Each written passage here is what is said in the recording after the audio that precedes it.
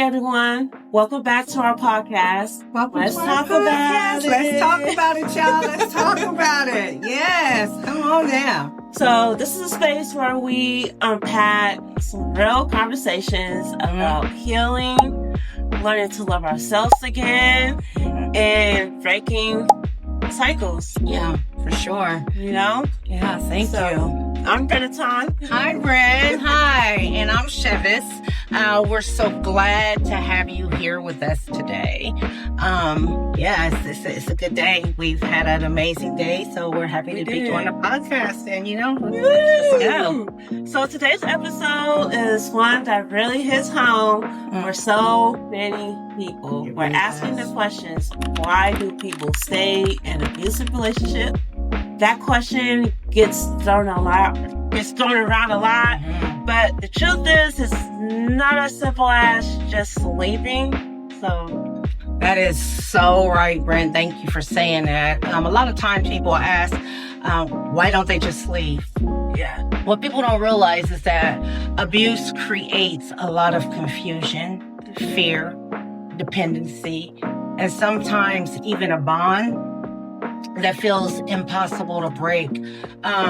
There's emotional, financial, cultural, and even spiritual reasons why survivors stay. Yes, and I also include religion in that as well. Yeah. So today we're going to break that down. We're going to share the hidden truths behind why leaving isn't always easy and why instead of blaming the survivors, let's talk about it. Yeah, I'm sorry. We should be focusing on the real problem, the abuser's behavior. Exactly. And I'll change the language a little bit and not call them abusers, but I'll call them the people who harm. Okay? People who harm, yeah. People who harm. And we'll also talk about how we can support people we love who might be in this situation and not judge them, because the first step to healing is first understanding. And in order for you to help them, you're going to need to understand why they stay and just be ready to help them with a safety plan. Exactly. Yeah. So let's get into it. Mom, so why do people stay in abusive relationships? Well, as always, I speak from lived experience. So I'm going to say one of my things was fear. People may be afraid what will happen if they decide to leave the relationship. If I've been threatened by my partner, the abuser also may threaten to hurt my family or my friends, and that may make one safe. I may not feel safe for leaving. Okay. For me, I would say believing that abuse is normal. If your friend doesn't knows the difference between a healthy relationship looks like, well, probably perhaps like growing up, like they grew up in an environment where all they seen was just physical, mental, trouble, abuse, and growing up, they probably came across a partner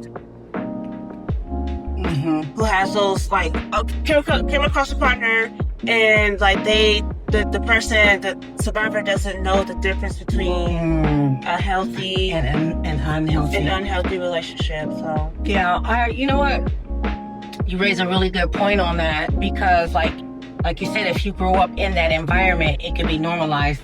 I always see my mom and dad fight. You know what I'm saying? You might think like that, or that's nothing. Or sometimes, I thought it was so normal to where I felt like, well, if he wasn't hitting me, he didn't love me.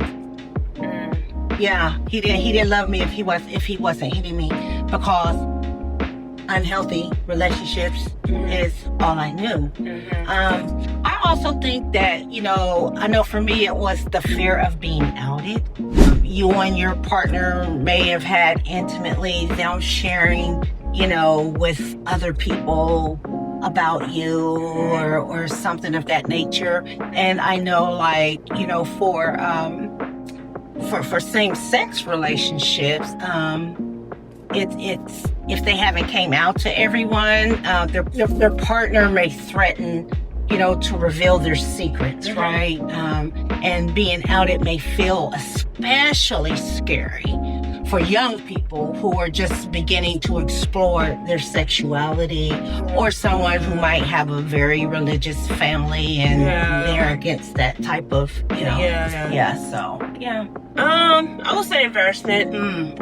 Let's talk about it. I would say embarrassment because it's probably hard for your friend or for you to admit to your family with what's going on. Oh yeah. And that they've been abused and everything, and they may feel like they've done something wrong by becoming involved with the person that put them in harm's way, and they may also worry that their friends and family will judge them. So and you know what? That's huge, Brand, because a lot of times you're going to hear family say, or your family and friends say, well, won't you just leave? Won't you just leave? Or, you keep going back to them, or why would I help you get out of the situation when all you're going to do is go back? Yeah. And so it silences you. Yeah. And that puts the victim, just continues to give the abuser that much more power and control. So why even try to leave? And check this one out. Trying to leave is also hard because you are in more danger when you leave the first 24 to 72 hours when you leave. Really? Yeah, statistics show that. They say the first 24 to 72 hours is the most critical time for the victim when they leave, because now the abuser they no longer have any control. Yeah, that's crazy. Yeah. Well, what else do you think, Ray? I would say low self-esteem. Oh, if your friend's partner constantly puts them down, making them feel just low about themselves, like, oh well, no one is ever going to love you. Oh, you're nothing without me. You're not strong. You're weak-minded and everything. So stuff like that can really take a toll on the survivor, and just make them feel like, well, I can't do anything. I can't do anything without my partner. No one loves me. No one loves, so that I'm gonna just settle for this and just be okay with what's going on and stuff. So low self-esteem, and just the things that the partner puts in the survivor's mind can really it really takes a toll on you. And you're constantly feeling like it's your fault. It's something that you should be doing differently. And it's the tactics of the master manipulation. It's master manipulation tactics. And it seems to work, because you know what they say, if you get to the head, everything else is going to follow. You can't survive without the head, right? If you cut the head off, everything's gone. Nothing survives without the head. So as long as I can get in your head and get in your mind and control your mind, everything else is going to follow. And that's that. And that's sad because I'm gonna use the word lightly, because the person that's putting the survivor in harm's way, they know how to reel the survivor back on, the survivor back in and stuff, and the person that's putting the survivor in harm's way probably they're like, oh well, I know how to get her back. I know how to get her back. Yep. And so it's always some kind of tactic that the person has to reel the survivor. It's going back into that cycle, that honeymoon phase, that sorry phase. We'll work it out. I'm sorry, I'll change this, that, and the third. And then you get back into it thinking that person has changed. And the other one that, let's just be real about it. I mean, a lot of times people stay in abusive relationships because they love their partner. I mean, you love them. There's no way to to doubt that. You have, hope that, even though the relationship is abusive, that, you hope that the person that's harming will change. Yeah. And they'll think about it more, and, that they'll do the things that they need to do. And that's just the reality. I mean, you want to believe them. Yeah. But your friends and family, they know different. It's kind of like they're on the outside looking in. And like, if you got on these rose glasses and you got all this love in your heart and all this empathy, and I married you for better or for worse, till death do us part, or we've been together all of these years, and we've been through a lot, and if this didn't happen and if that didn't happen, it would be different, and it's just love. No one genuinely goes into a relationship, wanting it to end. You love your partner, so and that is okay. Yeah. That is okay. Yeah. Just be real. Yeah, but it's like once your partner shows you who they really are, you just have to believe them, and it's better safe to recognize the sign early and leave rather than waiting and then. Yeah, so sorry if I can't say this right. Social and peer pressure. Okay. That's a good one. If the abuser is like popular, it could be hard for the person to tell their friends. Oh my God. That they don't want to believe them. Yeah, because they're like, I've never seen that person act like that. Exactly. That's something new. Exactly. Like, or you're lying. They don't believe you, or they might say, or bribe you or something like, well, this person really has a good rep, and we don't want anyone to. Oh my God, how many times have we seen that? How many times have we seen that with celebrities? A lot. Right? Hey, Chris Brown, you know what I'm saying? How many times have we seen that?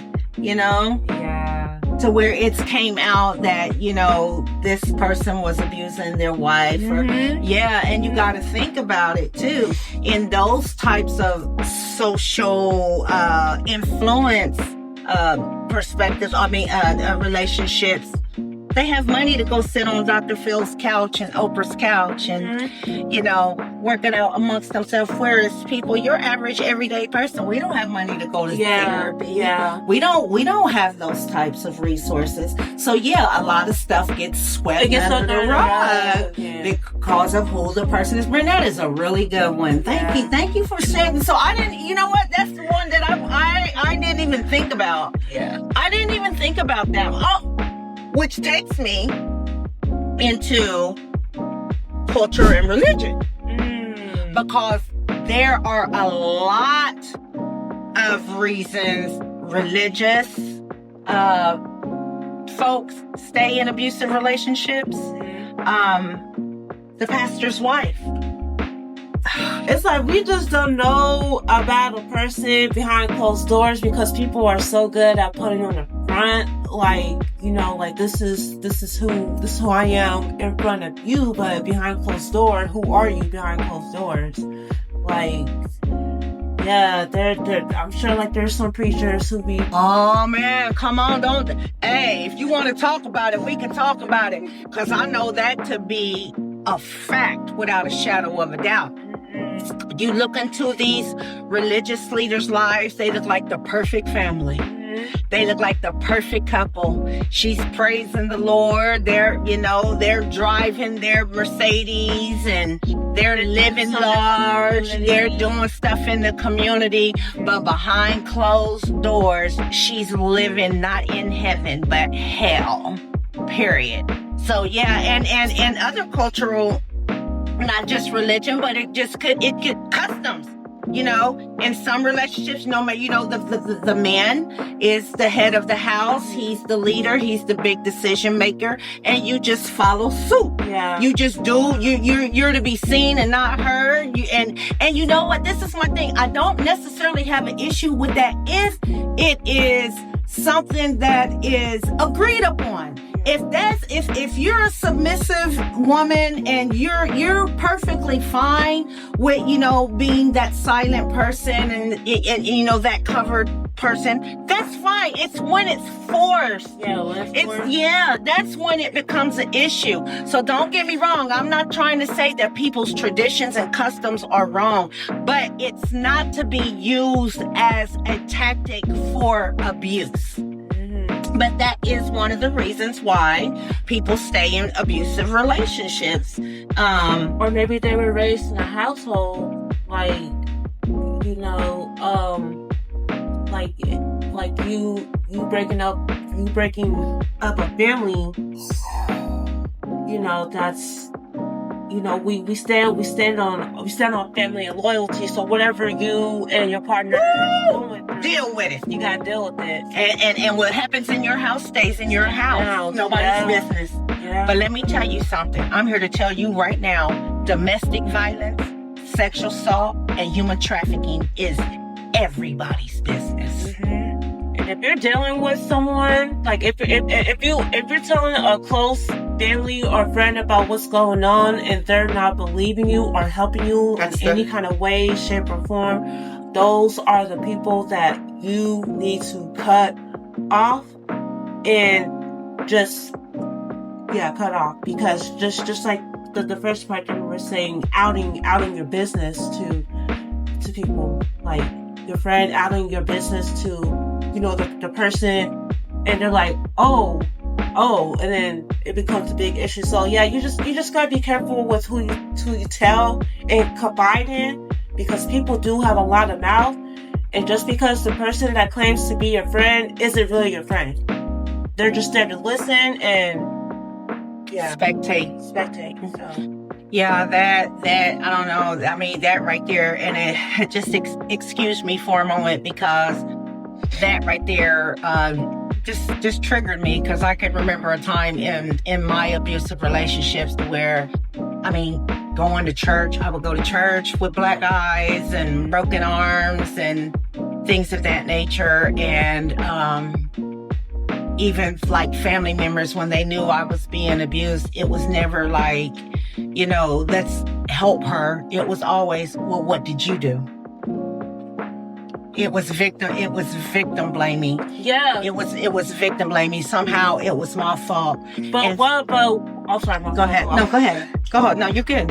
But it's like, that's what I'm saying. Like, why point a finger at the survivor? What about the abuser? Yeah. The real question is, why is the abuser abusing? I love it. I love it the way you said it. Don't ask why she stays. Ask, why is the abuser abusive? That's the real question. And that's never the question. It's, what did you do? Because like I was on Twitter and I saw a video of this woman, like she was like her partner, he was physically abusing her, and it was sad to watch. It was really sad to watch. And I was scrolling through the comments, and the question that I cannot stand is, oh, what did she do to make him that mad? Like, what? And I feel like stuff like that, like a comment like that's very ignorant and very immature, because like I said, like, victim blaming. Yeah, it's victim blaming. And it is. And it's like, no, you know, no one should have that much power and control over your emotions to where you can't keep your hands to yourself, that you're out of control. It's called emotional intelligence. That's what it's called. At the end of the day, no one should be putting their hands on no one. No one should have to be in fear of their life and everything. Like, the person that you're with, like I said before in the last episode, love is supposed to feel special and safe, not pain. Love shouldn't feel like pain; it should feel special. Right. And you know, for a young woman to admit that they're being, you know, sexually abused by their partner, that's hard. That's hard. Being physically and sexually abused by their partner, that's almost impossible. And you know, cultures and religion, you know, sometimes they even influence you to stay, like you said earlier, rather than ending the relationship for fear or bringing them shame, to their family. You just deal with it. Yeah. You just deal with it. Yeah. You're making our family look up. You're making our family look. Exactly. Mm-hmm. Exactly. Whew, wow. I would say another reason why people stay in abusive relationships is probably pregnancy or parenting. I would say probably the person, your friend, the person, the survivor. I would just say survivor may feel pressure to raise their children, their kids with both parents together, even if that means staying in an abusive relationship. That's a good one. That's a good one. Because especially if you grew up in a broken, if you grew up in a home to where you had both of your parents and it was a healthy relationship, you feel like you want to mock that. And then also it could be the opposite to where you grew up in a single parent home, but now you have a partner and y'all have children. You might want to be like, okay, well, I'm trying to break that. I want my kid to have both of their parents. Yeah. So you put up with that foolishness. Absolutely. Yeah. Absolutely. Mm-hmm. And also I would say the abuse, I'm trying to use that word lately. You can use it. You can use it. I just like to call it the person that harms, The abusive partner may, threaten to take or harm the child. If you try to leave, if you try to leave the abuser will do anything in their power to make sure that you don't leave them. They'll do anything, and that's just sad because it's if someone is telling you that they want to end things and they want to cut the cord because they don't like the way they're being treated in a relationship, it should be it should be done. It shouldn't be complicated. It shouldn't be just all of that.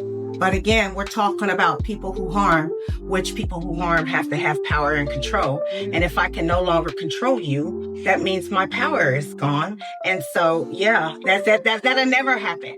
That'll never happen. And there have been instances in my career working with survivors of DV, to where abusers, matter of fact, when I did the California Partnership to End Domestic Violence call to action, was because a woman had left her relationship and she had talked to authorities. She did everything she could to leave. And the abuser, remember, it was in 2014, the abuser ended up killing her and the kids because she was trying to leave. That's why I did that call to action asking the state of California for more money at the state capitol to talk about increasing the budget so that survivors can be safe. Remember? Yeah. I'm like, when that person, he killed the kids. He killed the kids and he killed his victim, and I think he ended up killing himself. I'm not sure, but you can look it up. You can look it up. When they've lost their control, they'll go to hell and high water to keep that control. And then, also, I hate to say it, but this puppy love phenomena, sometimes as adults, if you have a teen that's experiencing domestic violence, some of them they're in this puppy love phase. They don't know any better. And so you just have to just love your child through that. And plant those seeds of, constantly letting them know how valuable they are and how much you love them and how they deserve respect and the things that you see, call it out. Call it out, and then talk about safety planning, which is a whole nother topic. But Sometimes if something goes wrong in their relationships, they don't feel like they can talk to their friends. They may not even feel like they can talk to an adult, their parents or something, because, they don't feel like no one's going to take them seriously, so yeah. I would say another reason why people stay in an abusive relationship is distrust of police.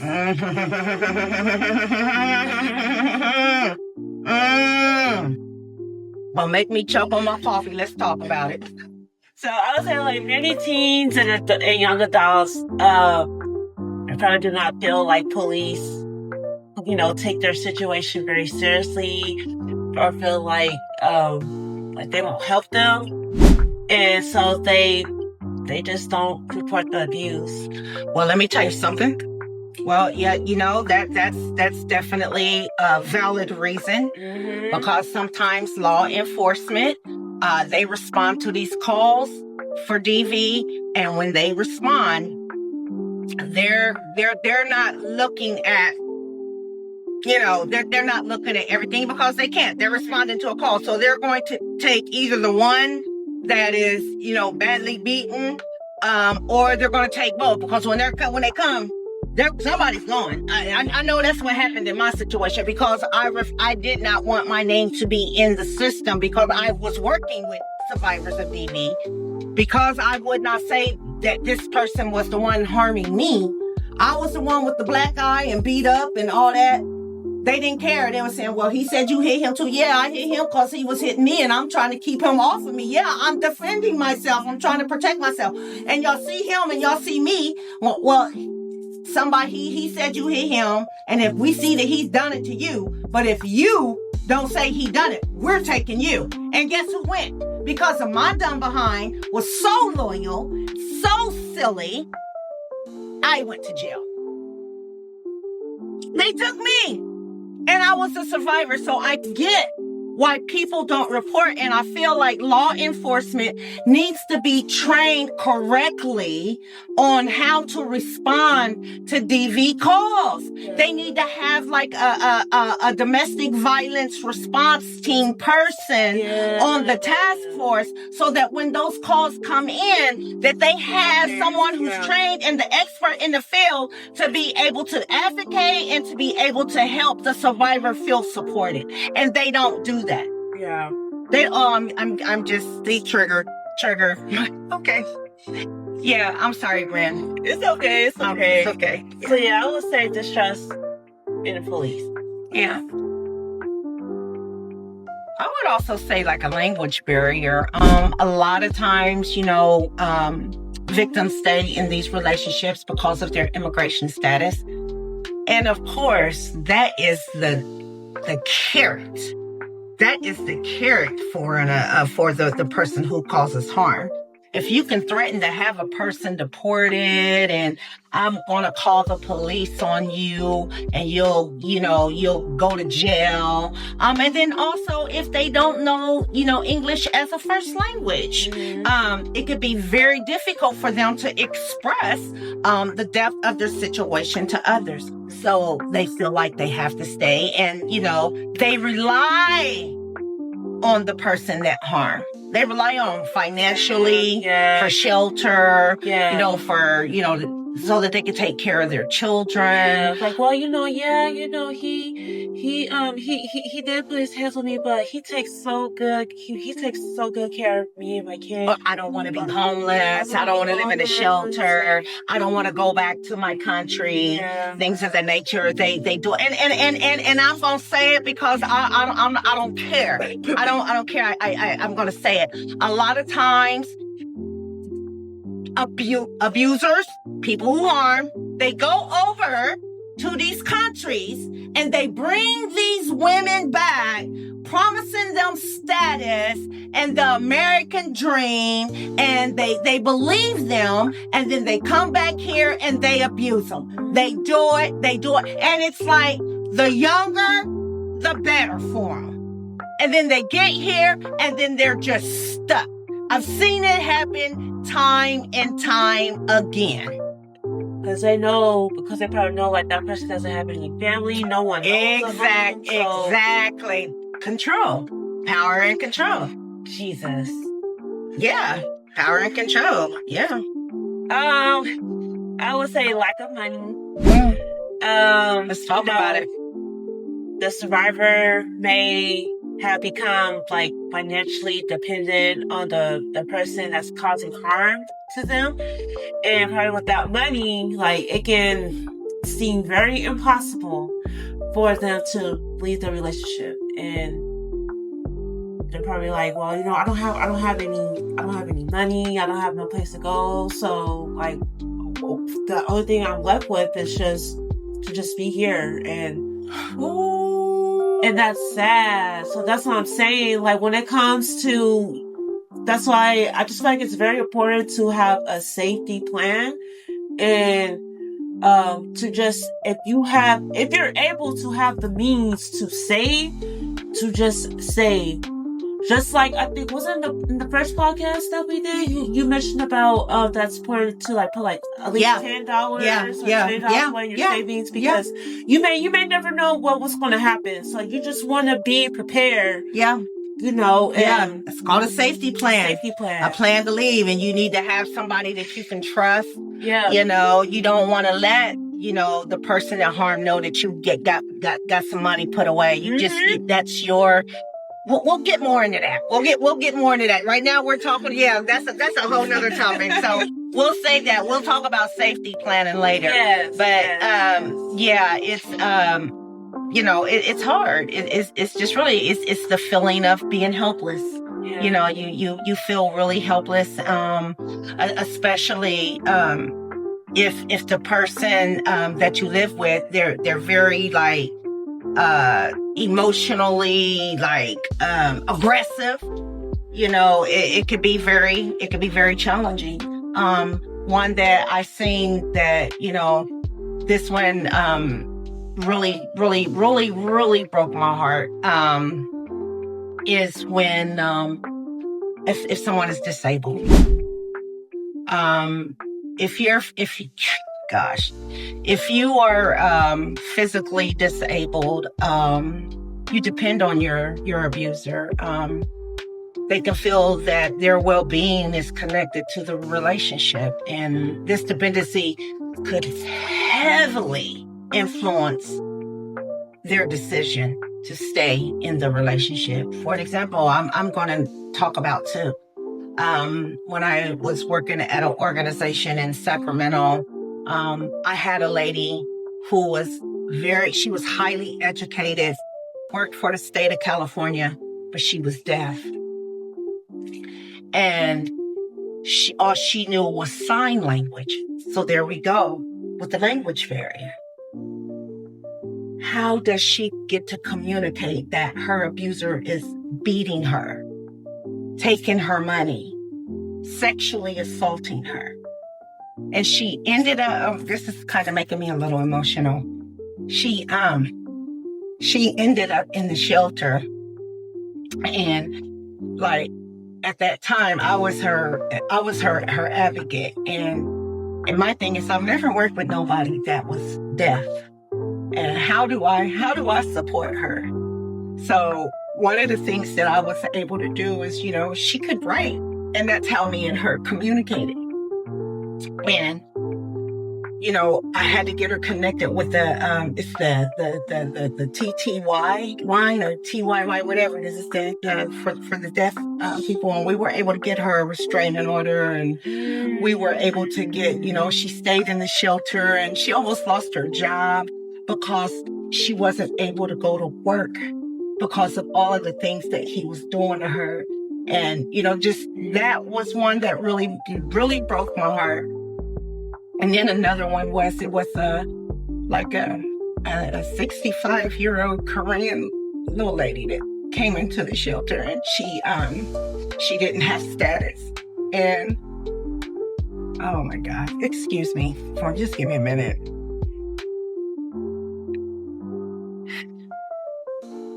Take your time. He beat her horrible.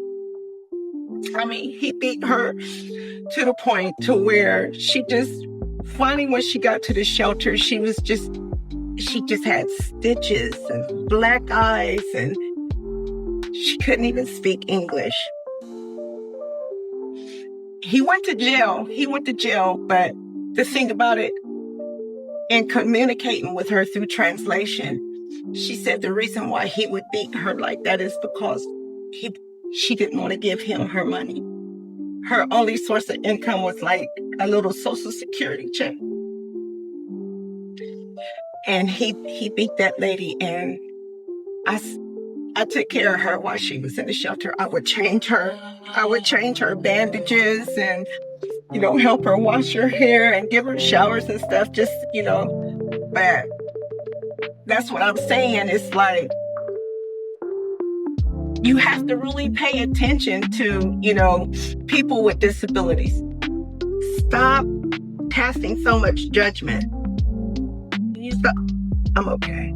I'm sorry, I didn't mean to get like that, but I mean, it's just the truth. It's just so, and that's just a couple of things. I have a long list of things that I've witnessed in this 30 years of working with DV. But yeah, and even sometimes let's talk about law enforcement. Sometimes law enforcement are abusers. Oh yeah. Yeah. Let's talk about it. Let's talk about it. I remember, when I was my first DV case when I lived in Richmond, Indiana. It was a cop. He was always responding to DV calls all the time. But guess why? Because he was an abuser. I'm like, he's so invested in these victims, like, arresting and making sure he's on his reports and stuff like that.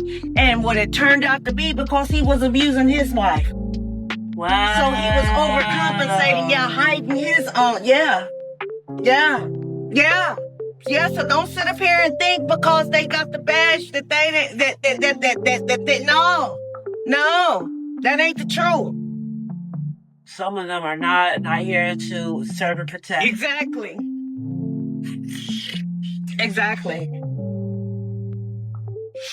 Well, anything else you want to add to why people say in abusive relationships? No, I think we've covered a lot of ground, and I'm sorry for getting emotional, but I think that, we need to focus on, what can you do? What can you do if you have friends or family members, who are in unhealthy or abusive relationships? If you're seeing the red flags, the most important thing for you to be is to be supportive and listen. Yeah, don't be judging. Don't be asking no questions. Why? Don't do that, because what you're doing is you're dismissing that survivor's feelings, and it's like you're pointing the finger, like, oh well, who caused? Don't do that. You're victim blaming. Yeah, there you go. Yeah, no, I'm glad you said it the way you said, but that's what it is. It's victim blaming. Like, there's no room for that. If the survivor is coming to you on a personal, deep, safe level, confiding into you on what's going on, your first response should be, okay, I'm gonna get you out of the situation. That's it. And just know, it's never easy.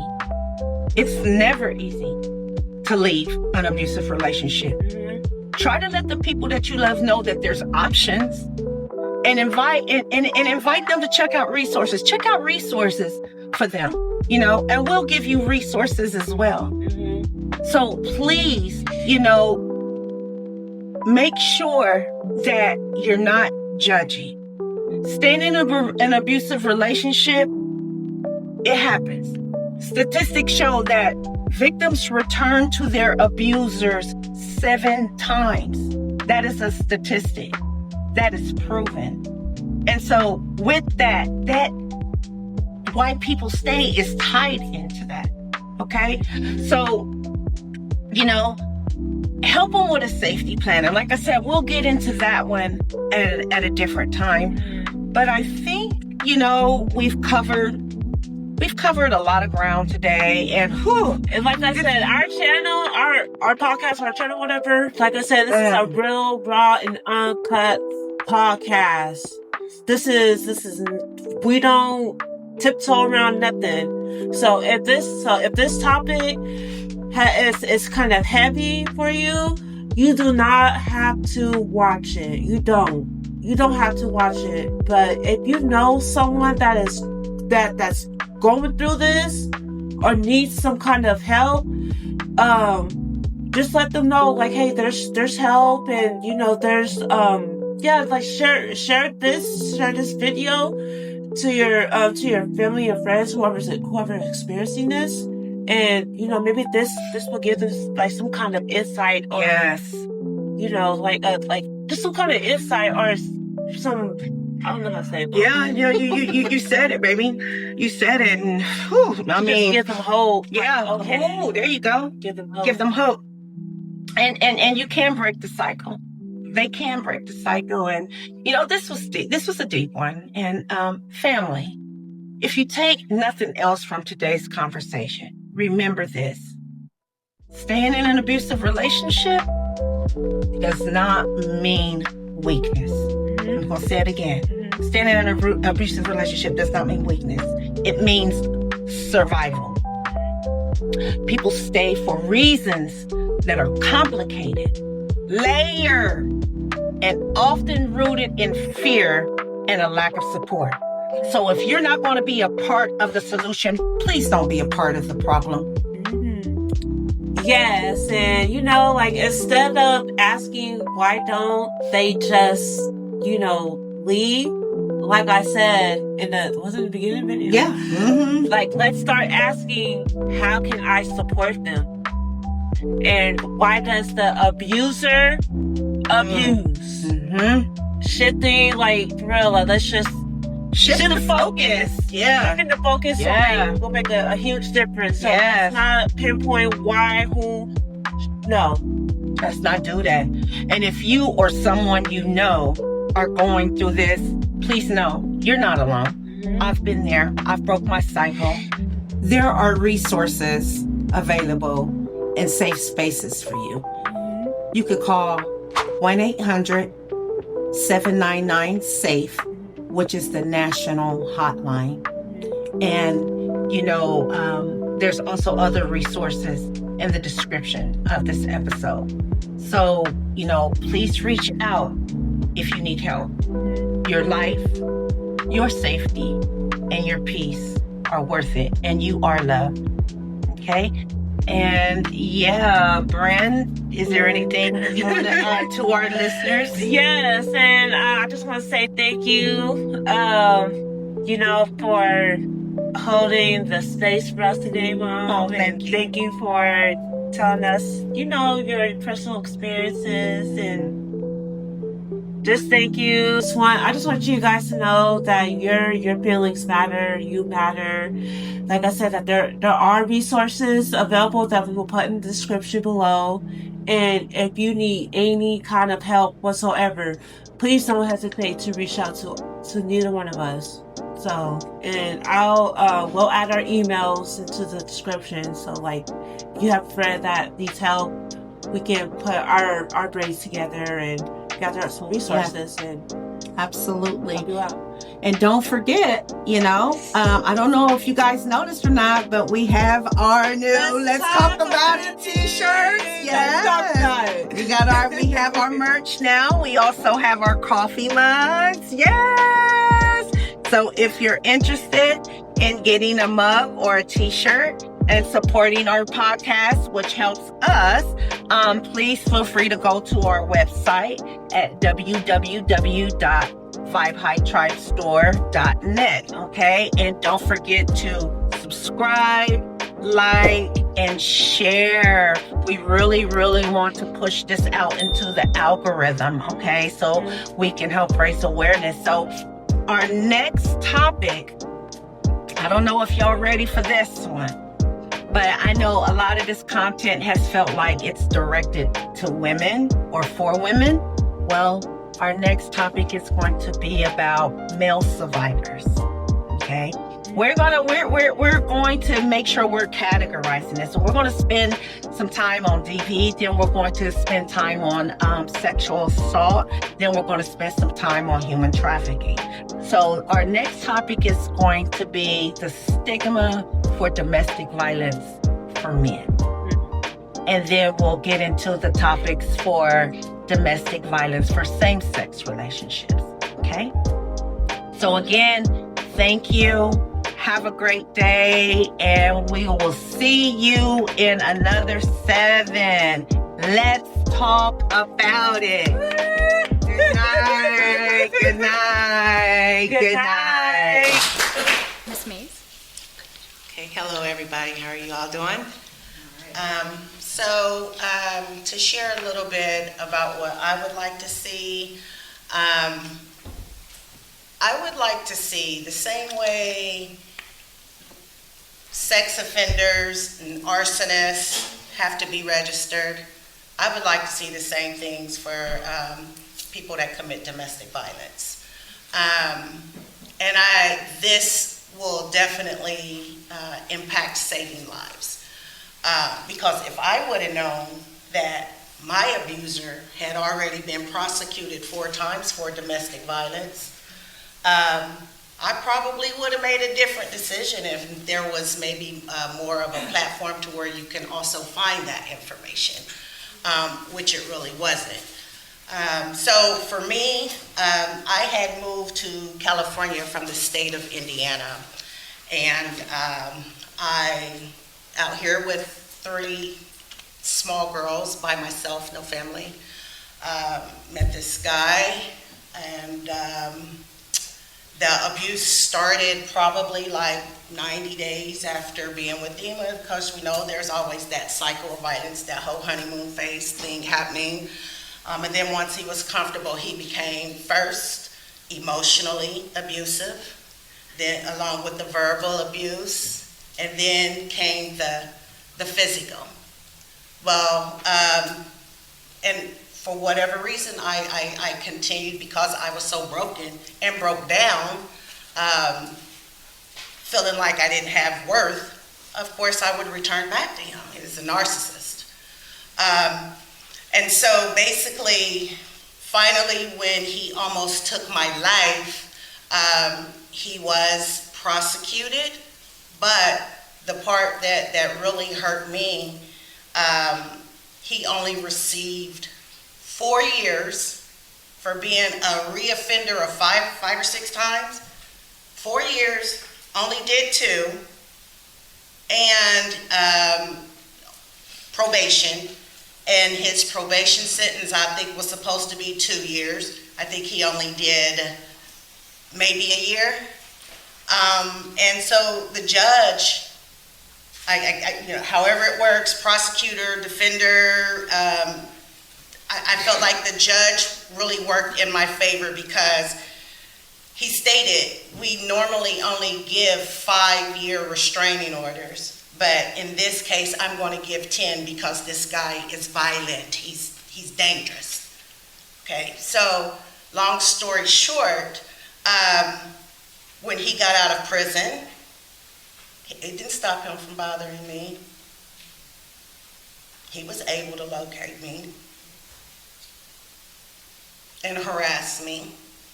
Did I reach out to law enforcement? No, because they've already failed me. So what's going to happen? What's the point? So then I had to take it pretty much into my own hands of continuing to move, which I worked in the field. And so I'm experiencing this while working with survivors going through this. And this was, to me, I felt like I was a hypocrite, because you, of all people, you should know better. Well, it's not that easy. It's just not. I'm sorry. But to kind of wrap this up, it took me to move to Los Angeles. And I've only been here a year for him to leave me alone. Because it was going to be one or two things. It was going to be he was going to find me and hurt me, or I was going to hurt him and then end up in prison having to defend myself for being the victim, which we all know how that plays out as well. So now guess where he's at? He's back in jail right now for victimizing someone else. And I'm actually here on her behalf because she had no way of really knowing about this guy. And when he was bothering me, I had to kind of like try to keep tabs on where he's at and what he was doing.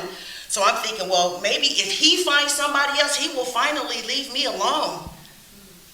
It didn't work because even when he was with her, he was still trying to reach me.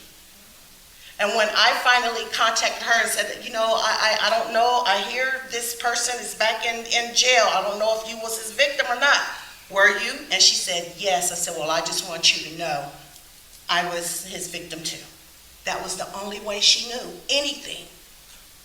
And she said, I don't know what it is. I'm so glad you reached out to me. She said, because I was just on my way down to the jail to visit him, to let him know how much I forgive him. I'm like, girl, don't do it. That is the devil. You stay away and he almost killed her. So now he's been sitting in jail to this day for going on a year, and still the back and forth with the prosecutor and the public defender, and he's just sitting there just knowing, oh, I'll only get 3 or 4 years. I'll be back out. So my ask is to make these people register as offenders. Because it's not just up to providers to save lives, it's everybody's responsibility. So that's all I have to say.